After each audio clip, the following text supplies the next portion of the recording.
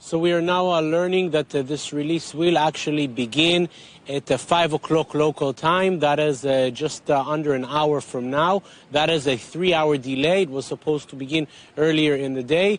The Israeli Prime Minister's office earlier in the day sending a very concerned message regarding the way that the release was handled today. The second release, we have to say, when the soldier was released in the morning, it was relatively calm, as was in previous cases.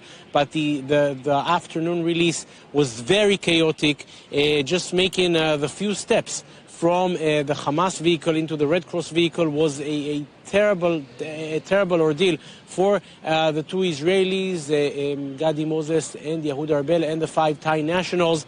They had to, just as you mentioned, they were swarmed with people around them, and it was difficult to make that very short journey. And then it was difficult for the Red Cross vehicles to make their way. Eventually they did, and Israel wants to make sure that this does not happen anymore.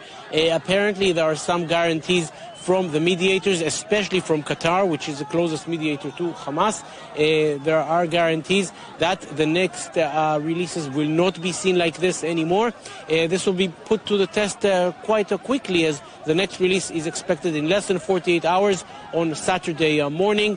Once some kind of an understanding has been achieved, we're now learning that Israel will now release the 110 hostages set to be released today, and that release is set to begin, as mentioned, at 5 o'clock local time. That is in just about 50 minutes from now. Jonathan, regardless of the delays and the difficulties surrounding the delays, Israeli families, or some Israeli families, clearly delighted by the return of their loved ones. Absolutely. 3 more families getting their loved ones today. First was Agam Berger, the soldier.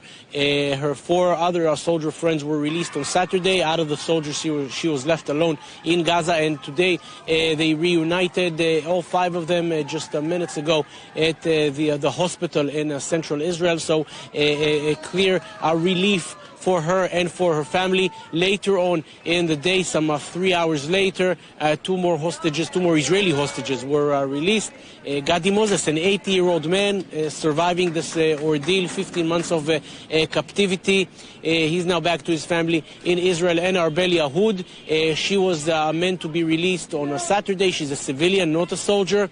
And due to the crisis that erupted on Saturday, due to the fact that she was not on the list, this release happened today on Thursday instead of Saturday, and on Saturday we will see another release. Of course, a lot of happiness, a lot of joy in Israel.